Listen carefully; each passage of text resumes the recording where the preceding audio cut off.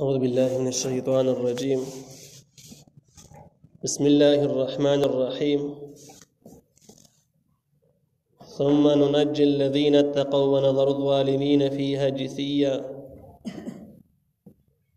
سورة مريم 72 نمبر آیات. په دې 72 نمبر آیات کې د مؤمنانو د پرهیزګارانو خلکو ذکر دی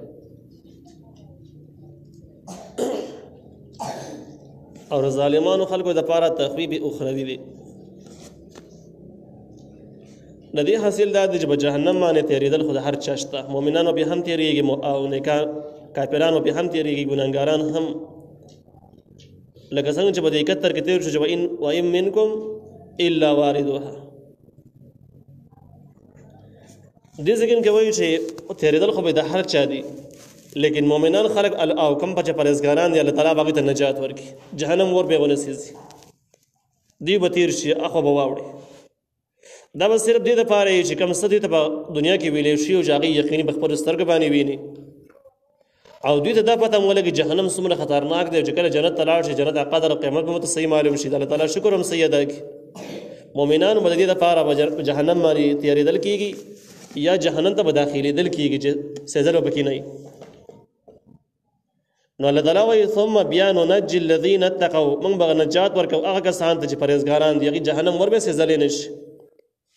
ونذر الظالمين فيها جثيا، او موږ پرېږدو ظالمان خلک په دې جهنم کې جثيا په زنګنانو باندې ولاړ. زنګنانو باندې ودرېدل دا ډېر هیبت، یری، د ذلت علامه او د سخت جرم نشاندهي. نو دیو پر زنګنان به لګولي ولاړ وي، هیبتي انداز کې وي اور جهنم پر لمبو کې دی لمبي به سيزي. الله تعالی واذا تتلى عليهم آياتنا بينات قال الذين كفروا للذين آمنوا أي الفريقين خير مقاما وأحسن نديا.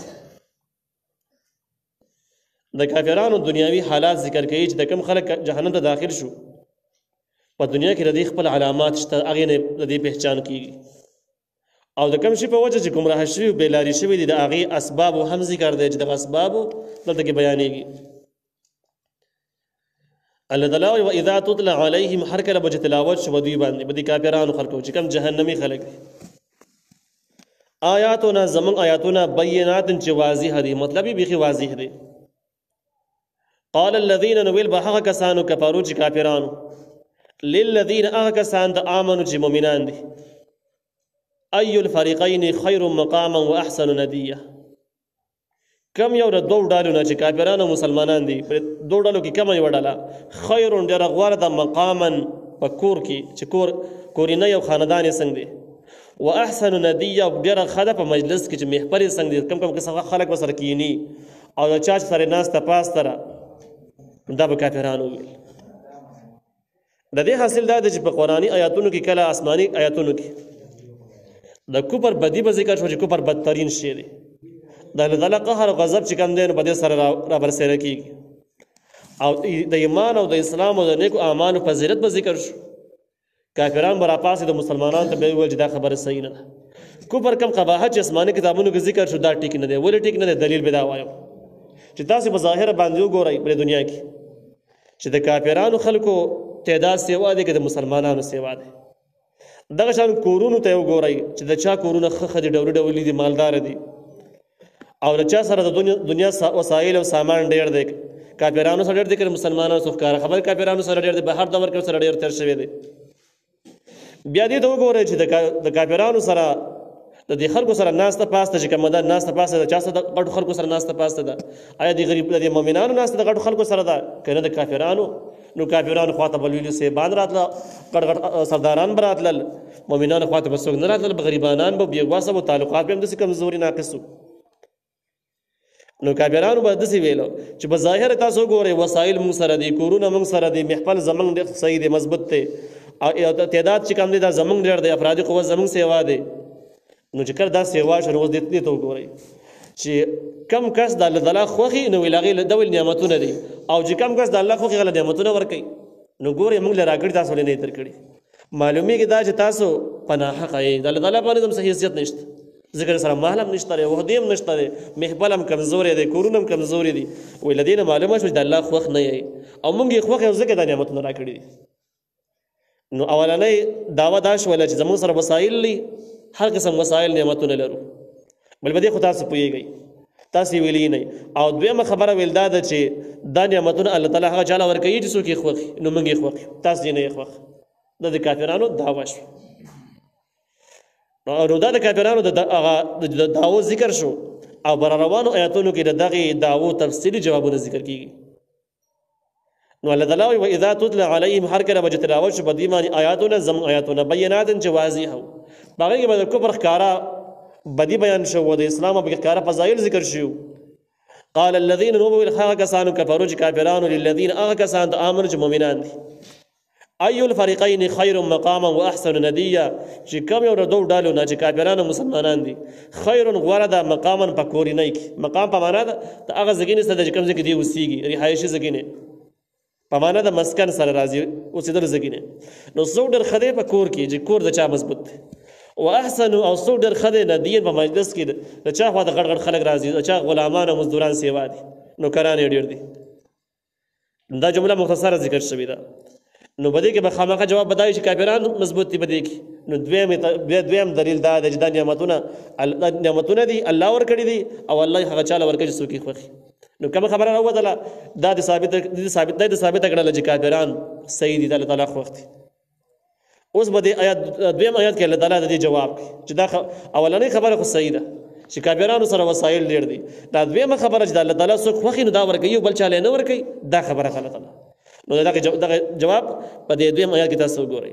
وکم اهلکنا او ډېر موږ هلاک کړي قبلهم د دوی نه مخکې من قرن پیړو لره هم احسنو چې هغوی ډېر ښه اثاثا په سامانونو کې ورئیا او بظاهري ښایست کې.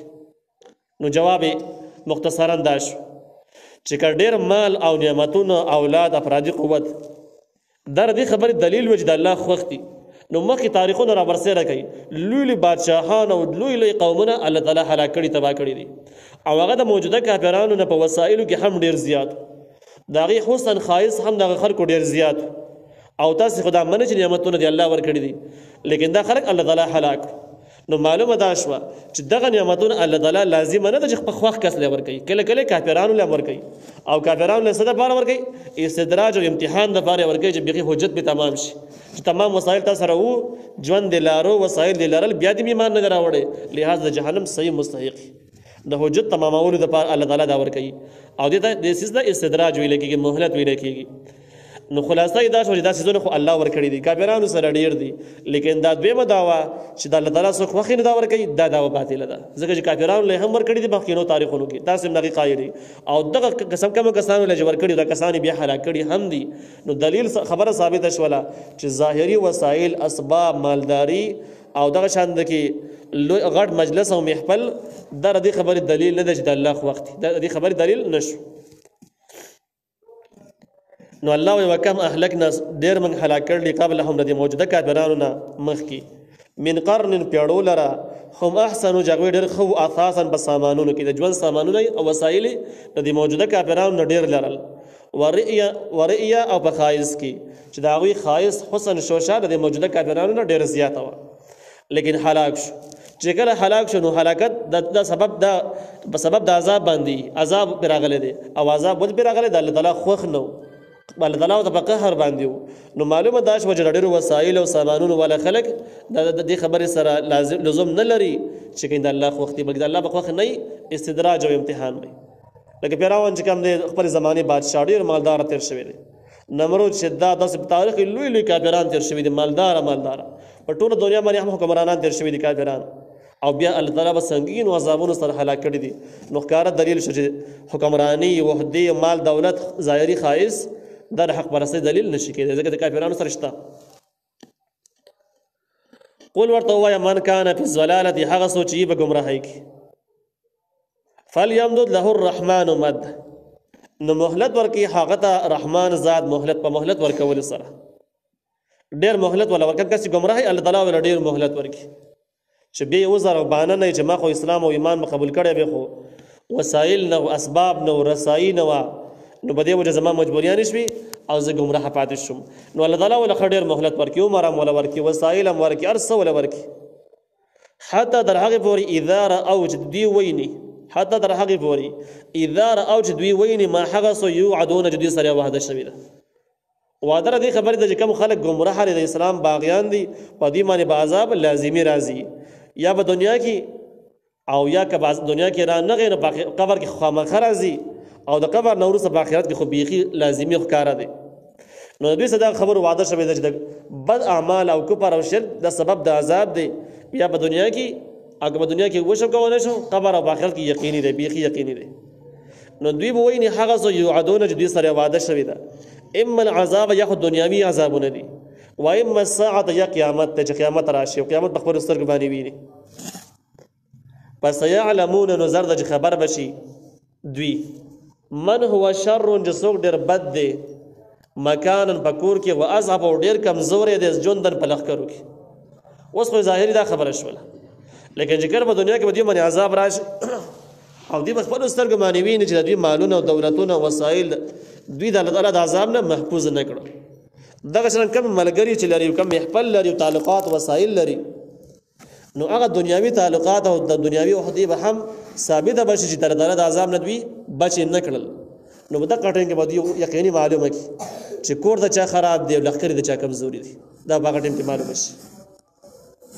ويزيد الله الذين اهتدوا، زیاتې الله تعالی هغه خلکو د پاره نه اهتدوا چې هدایت یې مونږ لري، هدن هدایت. والباقيات الصالحات خير عند ربك، او باقی پاتې کېدون کې اعمال ډېر غوره دي سفارت در په نسبت دي، ثوابا په بدله کې، و خیر ډېر غوره دي مردن په انجام کې. حاصل دا شو تاسو د مؤمنان په حال په دنیا کې په کم مقدار کې معلومیږي، وسایل تاسو وایي چې وسره کم دي، نشته وسره محفل یې کمزورې دي.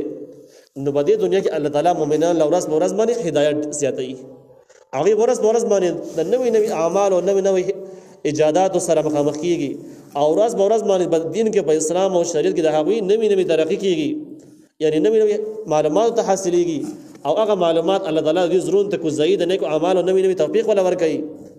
نو په دین کې ورځ بورس د هغوی ترقی روانه ده، اگر که په ظاهري وسایلو کې ترقی نشته، ترقی داسته په نظر نه راځي.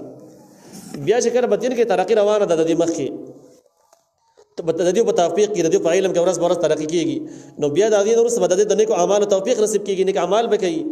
دغه نیک اعمال چې کوم دین دا خیر ډېر غوړه دي عند ربک صدر په نسبانه، ثواب په بدله کې او خیر ډېر غوړه دي مردن په انجام کې.